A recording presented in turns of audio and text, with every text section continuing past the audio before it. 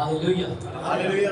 यीशु मसीह में आप सबको शालोम। यीशु मसीह आप सबके साथ हूँ। आपको बहुत सारी आशीषें और बरकतें दे। तो अपनी क्लास को आज की स्टडी को शुरू करेंगे और मैं चाहता हूँ आप मेरे पीछे पवित्र भाषा का अंगीकार करें। आलिफ बेत गिमेल दालेत हे वाव साइन थे तेत योद काफ लामेद मेम नून सामिक आइन पे सादिक कोफ रेश शिन ताब। आमीन। आमीन। पिता पुत्र पवित्र आत्मा के लिए जोरदार तालियां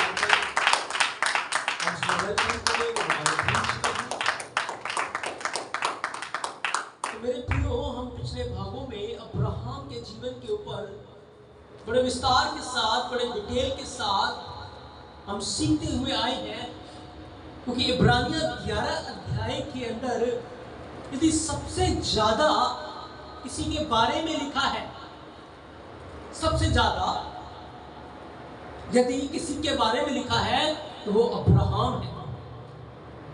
इब्रानियों 11 अध्याय को अगर आप पढ़ें तो आपको पूरी बाइबल वहां मिल सकती है। पूरी बाइबल है, वहां विश्वास के नायकों का नाम लिखा है और पौलुस कहता है उनके बारे में वर्णन करने का भी समय नहीं है, उनके नाम लिए गए। लेकिन अगर आप अब्राहम के बारे में पढ़ें तो अब्राहम के बारे में पौलुस से बड़ा खोल खोल के लिखा है, बार बार लिखा है। इसीलिए जब हम वर्स टू वर्स आगे स्टडी कर रहे हैं, सीख रहे हैं, तो अब्राहम के जीवन के बारे में बहुत सारी बातें सामने निकल के आ रही हैं। तो पिछली बार हमने ये सीखा था कि कैसे यहोवा ने उसे आशीष देने से पहले, सारा की मरी हुई गर्भ को खोलने से पहले यहोवा ने क्या किया था? उसकी भाषा को चेंज किया, उसके शब्द को चेंज किया, उसका नाम चेंज कर दिया। और जब उन्होंने बदले हुए नाम को सुना, जब अब्राहम ने अब्राहम नाम सुना, वो सुनता था विश्वासियों का पिता, और जब सारा सुनती थी तो पौधों की मूल माता। इस जीवत शब्द ने उसके जीवन में काम किया। और बाइबल बयान करती है सारा के मरे हुए गर्भ से इसहाक का उत्पन्न हो गया। तो उन्हीं भागों में हम आगे बढ़ रहे हैं और आज हम इब्रानियों 11 अध्याय उसके 12 वचन के ऊपर हम स्टडी करेंगे।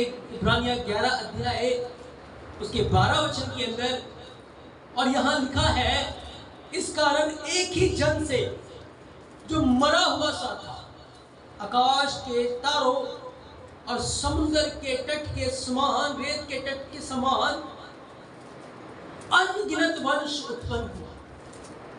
बाइबल बयान करती है एक जन जो देखा जाए तो मरा हुआ था, 100 वर्ष की उसकी आयु, वृद्ध होता है उस समय में, उसके दांत भी सही से काम नहीं करते,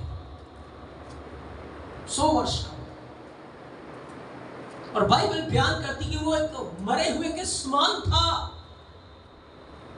लेकिन उसी से आकाश के तारों की मानद और समुद्र तट के रेत की मानद वंश उत्पन्न हो गया। क्या कभी आपने आकाश के अंदर कितने तारे हैं गिने? नहीं गिने, उसकी गिनती नहीं है। क्या समुद्र तट के ऊपर कितने रेत के कण हैं, क्या गिने हैं? क्या कभी गिन सकते? कोई ऐसी टेक्निक नहीं आई, कोई ऐसा ज्ञान अभी तक लोगों के पास, साइंटिस्ट के पास नहीं आया कि वह समुद्र तट के बालू के किनकों को गिन सके।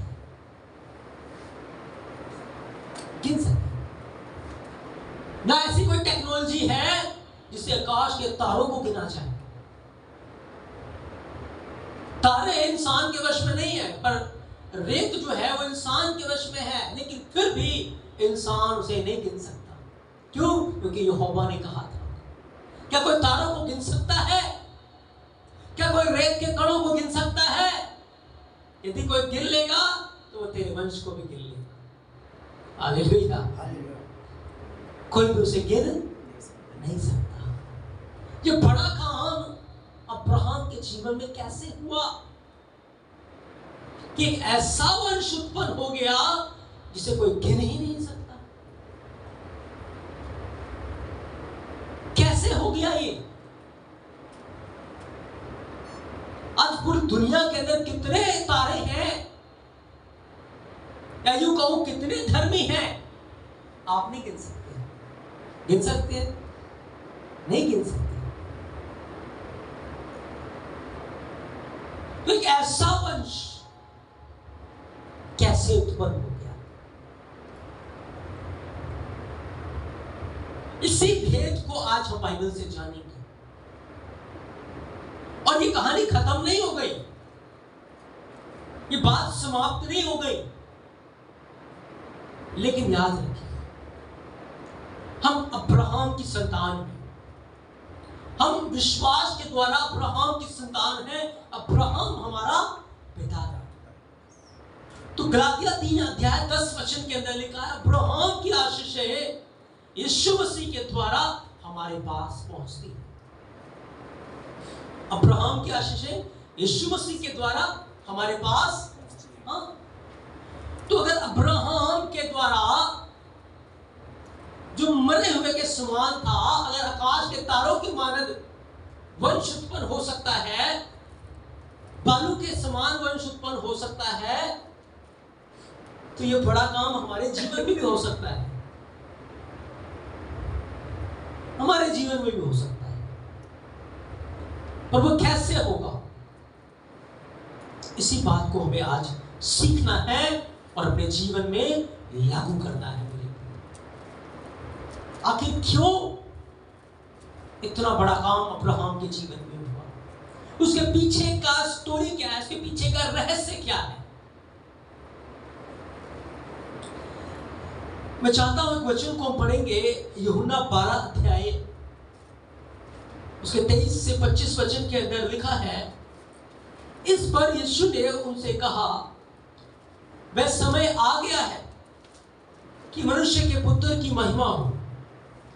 मैं तुमसे सच सच कहता हूं कि जब तक गेहूं का दाना भूमि में गिर के मर नहीं जाता, वो अकेला रहता है। हालेलुया। जब तक भूमि का दाना जब तक गेहूं का दाना भूमि में गिर के मर नहीं जाता, वो क्या रहता है? वो अकेला रहता है। लेकिन जब वो भूमि में चला जाता है, मर जाता है, सड़ जाता है, खत्म हो जाता है,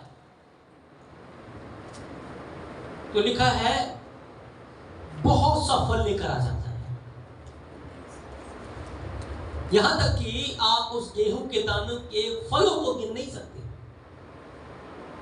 क्या कोई गिनने बैठता है गेहूं को? नहीं। अभी अकेला है और एक गेहूं के दाने का कोई उपयोग नहीं है, उसे रोटी नहीं बन सकती, वो किसी काम का नहीं है। लेकिन वो दाना यदि जमीन के नीचे चला जाएगा, वो मर जाएगा, खत्म हो जाएगा, बहुत सा फल आएगा, एक पौधा बनकर बाहर आएगा, उसमें अनगिनत फ्रूट्स आएंगे, अनगिनत गेहूं के दाने आएंगे। Hallelujah, hallelujah. यीशु मसीह ने कहा। तो यीशु मसीह कहते हैं, जब तक गेहूं का दाना भूमि में गिर के मर नहीं जाता, वो अकेला रहता है। आपको पता है, जब अब्राहम को बुलाया गया,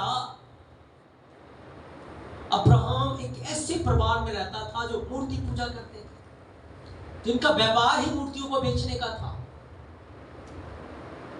उसका पिता कट्टर मूर्ति पूजक, अराम के अंदर वो रहते थे,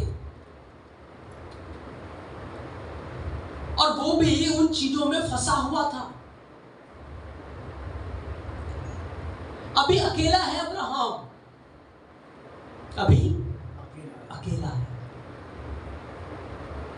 लेकिन जब उसने यहोवा के बारे में सुना, उसकी विधियों को, उसकी आज्ञाओं को उसने जाना, उसने क्या किया? अपने आप को मारना शुरू किया। उसने अपने आप को मारना शुरू किया। मारने का अर्थ है उन कामों से वो निकलने लगा, पाप की जिंदगी से वो बाहर आने लगा, गुनाह की जिंदगी से वो बाहर आने लगा। वो अपने आप को मारने लगा। जैसे जैसे वो अपने आप को मार रहा था, उसके साथ लोग बढ़ रहे थे।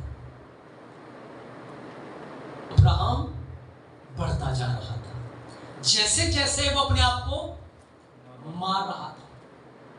अपने आप को मारने का अर्थ क्या है? हाँ, बदकारियों को छोड़ते जाना, बदकारियों के लिए मरते जाना, बुराई के लिए मरते जाना। अब हम में से जितनों ने यीशु मसीह के नाम का बपतिस्मा लिया, क्रूस के ऊपर मारे गए, तब तो हम फल लेकर आएंगे। तो अब्राहम ने अपने आप को मारना शुरू किया। पिता के उस मूर्ति पूजक घर को उसने छोड़ दिया,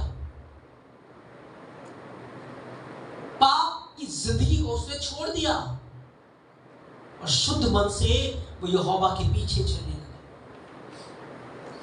यहां तक कि एक दिन आया जब उसने अपने घर को, अपनी जमीन को, अपनी भूमि को, अपने सब कुछ छोड़ दिया उसने। किसके लिए?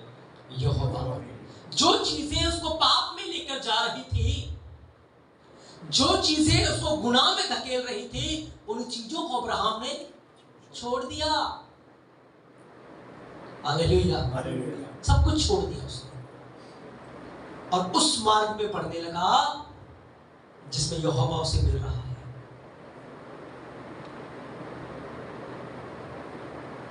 सब कुछ छोड़ता जा रहा है, समर्पित होता जा रहा है।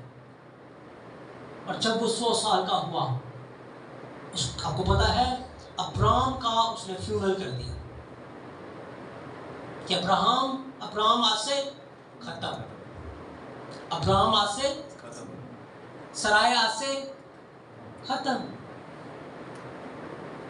फ्यूनरल कर दिया, मार दिया पूरी तरीके से कि अब अब्राहम नहीं है।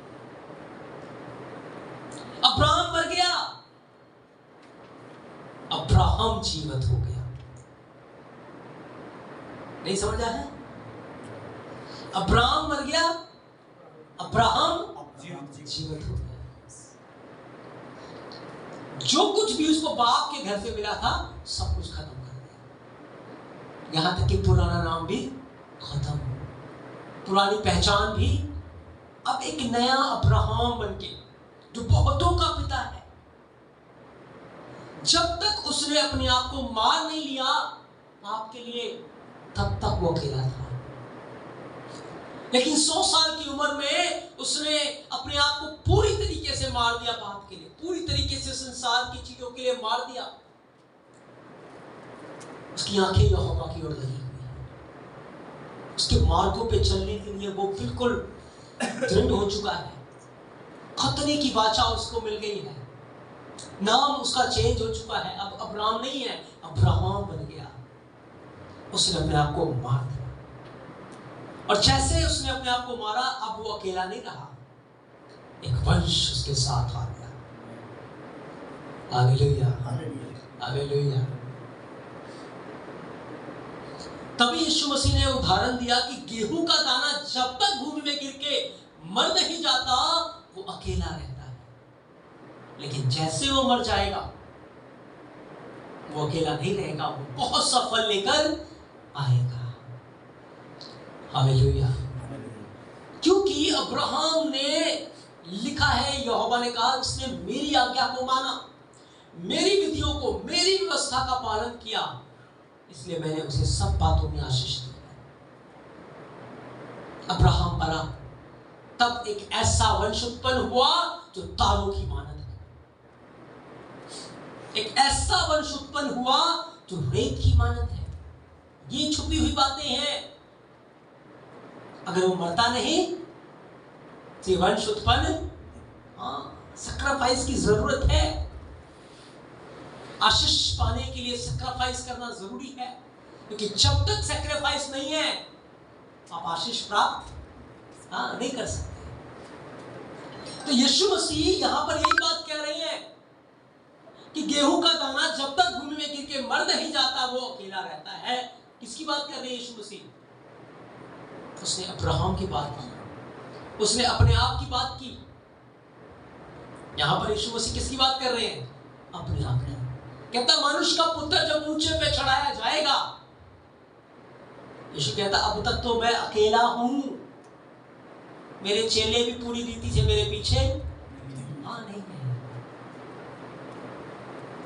जब वो क्रूस के ऊपर था सब उसको छोड़ के चले गए। तो यीशु मसीह अब तक अकेला है, भीड़ है उसके साथ, लेकिन फिर भी वो अकेला है। लेकिन यीशु ने कहा जब तक मैं मर नहीं जाता मैं अकेला रहूंगा, लेकिन जैसे ही मर जाऊंगा मैं अकेला नहीं रहूंगा, एक बड़ा फल लेकर आऊंगा। और जैसे यीशु मसीह मरा, आपको पता है कपड़े तिरक गई थी। मत्ती 28 अध्याय में लिखा है कपड़े तुरक गए, खुल गई थी और धर्मी जन जीवित हो गए थे। और जब यीशु जी उठा वो भी जी उठे, बहुत सारा फल लेकर आके। अकेले नहीं रहे, वो बहुत सारा फल लेकर आए। और जब यीशु मसीह मर गया और मुर्दों में से जी उठा, आज हम उसका वंश हैं। अगर यीशु ना मरता तो आज हम पैदा हम पैदा ना होते यीशु मसीह में, हम यीशु मसीह की इबादत नहीं कर रहे होते। इसीलिए यदि हम चाहते हैं एक धर्मी वंश देखना, तो अपने आप को मारना पड़ेगा, अपने आप की कुर्बानी देनी पड़ेगी। अब्राहम ने कुर्बानी दे दी, यीशु मसीह ने अपना सब कुछ कुर्बान कर दिया, एक वंश उत्पन्न हो गया। सुधारों की इमारत है, एक धर्मी वंश। आपको पता है जब स्तिफनुस मरा, जब स्तिफनुस मरा उसका खून बह रहा था, क्या हुआ? स्तिफनुस का खून असंख्य मसीह लोगों को पैदा कर दिया, उसने शाऊल को पैदा कर दिया। शाऊल पौलुस में तब्दील हो गया। जब शाऊल जा रहा था, उसने यीशु का दर्शन पाया, शाऊल को उसने दफन कर दिया, मार दिया उसी समय। जब बपतिस्मा लिया उसने शाऊल को मार दिया और कहा मैं शाऊल नहीं रहा, कौन हूं मैं पौलुस। शाऊल का मतलब होता है अपनी इच्छा को पूरा करने वाला, डिजायर। लेकिन पौलुस का मतलब होता है लिटिल, छोटा। वो मसीह में छोटा बन गया। उसने शाऊल को दफन किया, पौलुस बन के जी उठा, और पौलुस के द्वारा दुनिया ने यीशु मसीह को जाना। दुनिया यीशु मसीह के पास आ गई। पहले तो वो अकेला था, लेकिन जैसे ही वो मरा, क्या हुआ? एक धर्मी वंश उत्पन्न हो गया, एक तारों का वंश उत्पन्न हो गया। Hallelujah, hallelujah. ये कहानी अब्राहम से चल रही है, यीशु मसीह के साथ और आगे बढ़ी।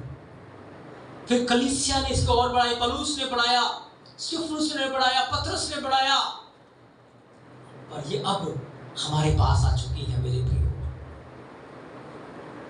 सारा दिन हम ये कहते रहते हैं हमारे बच्चे ऐसे, हमारे ये ऐसे, हमारे पेरेंट्स ऐसे। लेकिन याद रखिए, अगर आप धर्मी वंश देखना चाहते हैं, आपको मरना पड़ेगा, आपको यीशु में मरना पड़ेगा। जब तक आप मरेंगे नहीं, आप बहुत सा फल लेकर नहीं आ पाएंगे। जब तक आप मरेंगे नहीं, आप फल लेकर अपने संसारिक जीवन को दफन कर दीजिए, अपने पाप में जीवन को दफन कर दीजिए, अपनी बुरी लतों को घिनौने जीवन को दफन कर दीजिए और पवित्र आत्मा की सामर्थ में जी उठिए। पवित्र आत्मा की सामर्थ को पहन लीजिए, यीशु मसीह को पहन लीजिए। आप फलों के साथ बाहर आएंगे, क्योंकि जब तक आप पाप के लिए मरेंगे नहीं, आप अकेले रह जाएंगे, आप किसी काम के नहीं। लेकिन जैसे आप पाप के लिए मर जाएंगे और यीशु मसीह को पहनकर जी उठेंगे, फल अपने आप आना शुरू हो जाएंगे। आपका बदला हुआ जीवन देखकर, आपके प्रार्थना का जीवन देखकर, आपके सुबह को देखकर लोग आपको फॉलो करेंगे, लोग आपके पीछे चले आएंगे, लोग यीशु मसीह के बारे में पूछेंगे। हालेलुया। यही तो हो रहा था शाऊल के साथ, उसका बदला हुआ जीवन देखकर क्या हो रहा था? भीड़ की भीड़ उसके पीछे चल पड़ी। आज भी बड़े सेवक हैं जिन्होंने सच में अपने आप को मारा है और वो बड़ा फल लेकर आ रहे हैं। यदि हम अपने आप को पाप के लिए मार देंगे, अपने पुराने जीवन को दफन कर देंगे, तो फिर फलों के साथ बाहर आएंगे। यीशु मसीह ने कहा था, जो डाली मुझ में बनी रहती है वो बहुत सा फल लेकर, यीशु जीवित है, हम भी अगर यीशु में जीवित रहेंगे फल लेकर आएंगे। लेकिन यदि आप यीशु के लिए मरे हुए हैं, पाप के लिए जीवित है, आप अकेले रह जाएंगे, कोई फल नहीं आएगा। लाख चिल्ला ले, लाख प्रार्थनाएं कर ले, लाख दुहाइयां दे ले, कुछ नहीं होगा। लेकिन जैसे ही पाप से कट और यीशु के साथ जुड़ जाएंगे, फल आना शुरू हो जाएगा। शैतान की औकात क्या है? दुष्ट आत्माओं की औकात क्या है? इंसान का हृदय क्या है? बताइए क्या है? कुछ भी नहीं है। पवित्र आत्मा के सामने, यहोवा की आत्मा के सामने नहीं ठहर सकता वो। अगर आपका जीवन पवित्र आत्मा का मंदिर बन जाएगा, अगर आपके अंदर यीशु मसीह की उपस्थिति नजर आएगी, कोई शैतान खड़ा नहीं रह पाएगा, कोई दुष्ट आत्मा खड़ी नहीं रह पाएगी, कोई इंसान खड़ा नहीं रह पाएगा। पत्थर हृदय को बदलना पड़ेगा। आपका जीवन देख बदल जाएंगे लोग, परिवार बदल जाएगा। आपके जीवन को देखकर एक फ्रूट बाहर आएगा, फल बाहर आएगा, क्योंकि जब तक गेहूं का दाना भूमि में गिर के मर नहीं जाता, वो अकेला रहता है। प्रिय यीशु, लेकिन जैसे वो मरता है, बाइबल बयान करती है, वो फलों के साथ बाहर आता है, वो फ्रूट लेकर आता है, और वचन कहता है उसका फल बना रहेगा। क्योंकि यीशु मसीह ने कहा, जो डाली मुझ में बनी रहती है वो बहुत सा फल लेकर आती है। ये बड़ा भेद है। अब्राहम के जीवन के द्वारा कैसे तारों का वंश उत्पन्न हुआ, यीशु मसीह के द्वारा कैसे तारों का वंश उत्पन्न हुआ, पौलुस के द्वारा कैसे तारों का वंश उत्पन्न हुआ। क्या आज हम तारों के वंश को उत्पन्न कर रहे हैं? क्या हम धर्मियों को पैदा कर रहे हैं? क्या हम धर्मियों को उत्पन्न कर रहे हैं? भेड़ भेड़ को पैदा करती है, सुअर सुअर को पैदा करता है, धर्मी धर्मी को पैदा करता है। Hallelujah, hallelujah. अगर आप धर्मी हैं, आप धर्मी पैदा करेंगे। आप पवित्र हैं, आप पवित्र लोगों को पैदा करेंगे।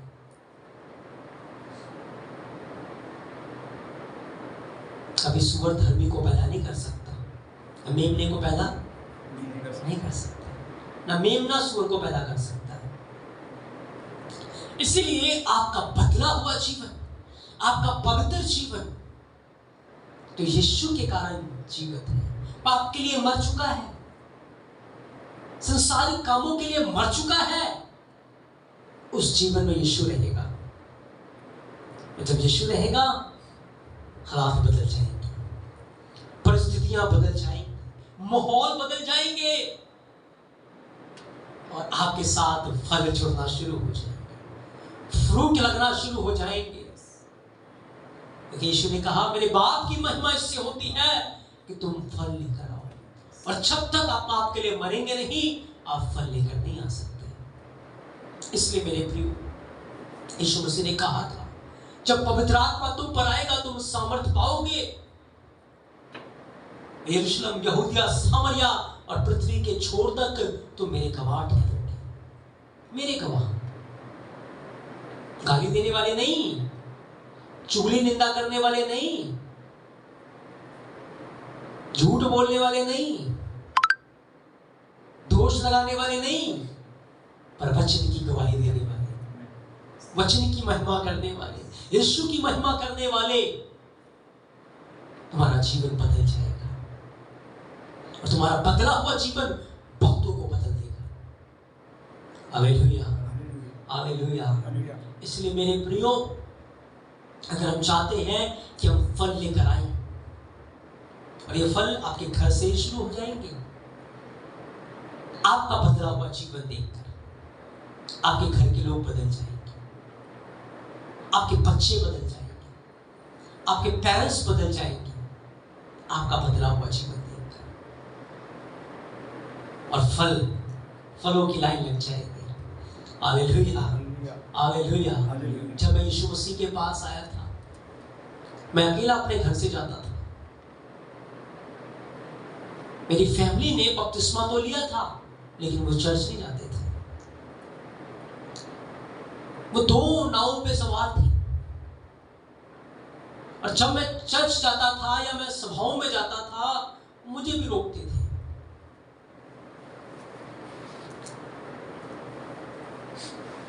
मेरे परिवार में, मेरे घर में, मेरे आसपास कोई विश्वास करने वाला नहीं था। जिन लोगों के बीच में मैं जाता था, संगति करता था, कोई इतना ईमान में मजबूत नहीं था। लेकिन उनके अविश्वास ने या उनकी कठोरता ने मुझे नहीं बदला। मैंने अपना जीवन पवित्र आत्मा में परिपूर्ण करना शुरू किया। मैं पाप के लिए मरने लगा, मैं बुराई के लिए मरने लगा, रोज मरता था, रोज मरता था, और यीशु के लिए जीना शुरू किया। दिन गुजरे, साल गुजरे, आंधी आई, तूफान आई, परिस्थितियां आई, हालात आए, ऐसे परिस्थितियां, लेकिन मैं उन हालातों में यीशु का अनुग्रह था कि मैं उसके साथ वफादार रहा, मैं बना रहा। और जब मैं बना रहा, मैं प्रार्थना में लौलीन रहा, तो जब मैं प्रार्थना करता था तो सब प्रार्थना में आ जाते थे, जब मैं प्रार्थना करता था सब आ जाते थे। और एक दिन आया, सब बदल गए। हालेलुया, सब पवित्र आत्मा से परिपूर्ण हो गए, सब में आग लग गई, सब मसीह के दीवाने बन गए, सब मसीह के पीछे चलने लगे। हालेलुया। जो अविश्वास की मंडली थी, वो विश्वास की मंडली में बदल गई। लेकिन उसके लिए मरना जरूरी है। हम दिन भर बैठ के उनके ऊपर दोष लगाए, उससे अच्छा है हम पाप के लिए मरें, हम यीशु के लिए जीना शुरू करें। और आज फ्रूट नजर आ रहा है, फल नजर आ रहा है। पहले घर से शुरू हुआ, अब बाहर भी नजर आ रहा है। Hallelujah, hallelujah. ऐसे ही होगा। मैं लगातार प्रार्थना में रहता था।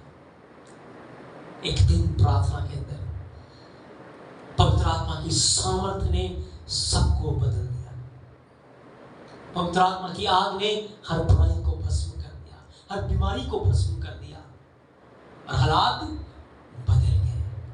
Hallelujah, hallelujah. 120 लोग प्रार्थना करते थे, 120 लोग आराधना करते थे, और सारी यहूदी कौम उन पे दोष लगाती थी।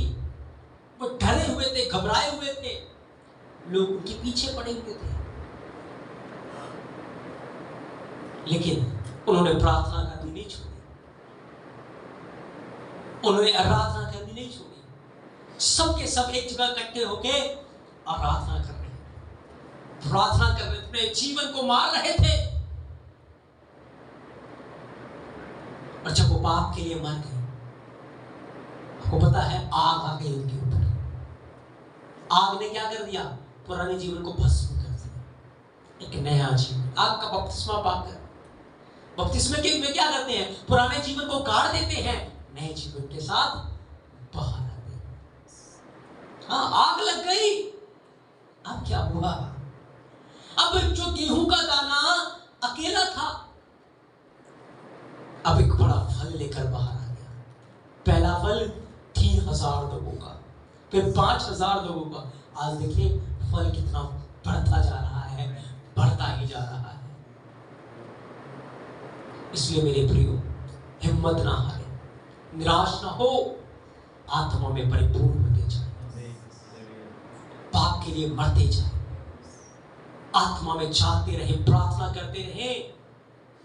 आप तारों के वंश को देखेंगे, आप धर्मी वंश को देखेंगे, और ये काम आपके घर से शुरू होगा और फिर आस पड़ोस मोहल्ले में हर जगह फैलता जाएगा। Hallelujah, hallelujah, hallelujah. Yeshu Masih अपने इस पवित्र वचन के द्वारा आपको बहुत सारी आशीषें और बरकतें दी। आज हमने जाना कि कैसे एक मरे हुए व्यक्ति के द्वारा तारों का वंश उत्पन्न हो गया। हमारे द्वारा भी ये काम हो सकता है। इसलिए मेरे प्रियो, आज के वचन को बड़े ध्यान से आप मनन करें, अपने जीवन में रखें और बहुत आस से फल लेकर आए। यीशु मसीह आप सबको बहुत सारी आशीषें और बरकतें दें। आमीन।